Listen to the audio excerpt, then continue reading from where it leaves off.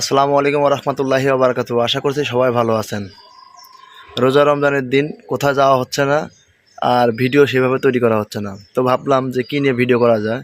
তো বাইরে বের হতেই দেখি মা করলা গাছ লাগিয়ে রাখছে। আমি এটার কথা স্মরণই ছিল না। তো ভাবলাম এটা নিয়েই ভিডিও করি, যদি আপনাদের উপকারে আসে। তো আমরা অনেকে করলা খেতে পছন্দ করি না, করলার তিতা স্বাদ হওয়ার কারণে। সত্য, অনেকেই পছন্দ করে না, যেমন আমি সময় সময় খাই, সময় সময় খাই না। তবে নিয়মিত করলা খাওয়ার অভ্যাস করলে, আমাদের যদি নিয়মিত আমরা করলা খাওয়ার অভ্যাস করি, এতে কিন্তু প্রচুর পরিমাণে পুষ্টি রয়েছে। এই যে পালং শাক আছে না, পালং শাকের থেকেও বেশি পরিমাণে পুষ্টি রয়েছে। করলা আসলে ওজন কমাতে কিন্তু আমাদের প্রচুর পরিমাণ সহযোগিতা করে। করলা যখন আমরা ভাজি বা করলার জুস বা করলার ভর্তা বা রান্না করে খাই, তখন আমাদের শরীরের যে অতিরিক্ত চর্বির সঙ্গে প্রতিরোধ করে আমাদের শরীরের ওজন কমায়, এবং সেই সাথে ক্যান্সারের যে উপদ্রবগুলো আছে সেগুলোর সাথে ফাইট করে আপনার হলো ক্যান্সার বা অন্যান্য রোগের যে উপদ্রব আছে তাদের ধ্বংস করে দেয়, এবং প্রচুর পরিমাণে হজমেও সহযোগিতা করে। আমাদের ফাইবার সমুদ্র খাবার, এটা কিন্তু 100% করলা কিন্তু ফাইবার সমুদ্র খাবার।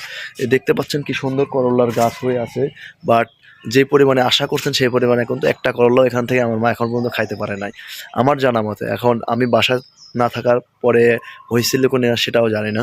তবে যাই হোক, কালকে আমি করলার পাতা তুলে হলো আপনার চপ বানিয়ে খাইছি, কারণ এটা উপকারে আছে বিধায় খাইছি। তো আমার কথা হচ্ছে, যদি আপনারা উপকার পান বা উপকারী ভিডিও মনে করেন আমার ভিডিওগুলো, আপনারা অবশ্যই একটা করে লাইক দিয়ে যাবেন। আপনারা যদি লাইক না দেন, আমি ভিডিও বানাই মজা পাই না।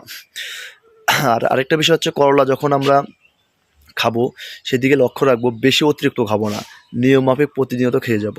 আর হ্যাঁ, করলার এই যে আপনি সবুজ পাতা দেখতে পাচ্ছেন, এই পাতাগুলো যদি জুস বানায় খান, অর্থাৎ চিপে সকালবেলা খালি পেটে খান, আপনার পেটে যদি কৃমি থাকে সেটাও অবশ্যই 100% ভালো হবে।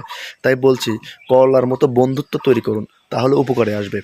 আর আপনার হলো সুগারের মতো বন্ধুত্বের দরকার নাই, কারণ সুগার খাইলে, চিনি খাইলে আপনার ডায়াবেটিক্স নিয়ন্ত্রণে আসে, ডায়াবেটিক্স বেড়ে যায়। তখন কি করতে হয়? হসপিটাল দৌড়াদৌড়ি করতে হয়। তাই করলার মতো বন্ধু নির্বাচন করুন, সুগারের মতো বন্ধু দূরে থাকুন। আর করলা খেয়ে যারা যারা করলা খান না, তারা আজকের থেকে অবশ্যই 100% করলা খাওয়া ধরবেন, কারণ করলাতে 100% উপকার রয়েছে। তাই আরেকটা কথা বলতেছি আপনাদের, সেটা হলো আপনার চোখের সমস্যা যদি থাকে, যাদের চোখের সমস্যা আছে 100% তারা করলা খাবেন, কারণ ছোট ছোট মাছের থেকে বেশি উপকার হলো এই চোখের সমস্যা দূর করে এই করলার জুস বা করলার ভাজি বা করলা তরকারি, যাই হোক যেটাই বলি। তো প্রচুর পরিমাণে ভিটামিন এ রয়েছে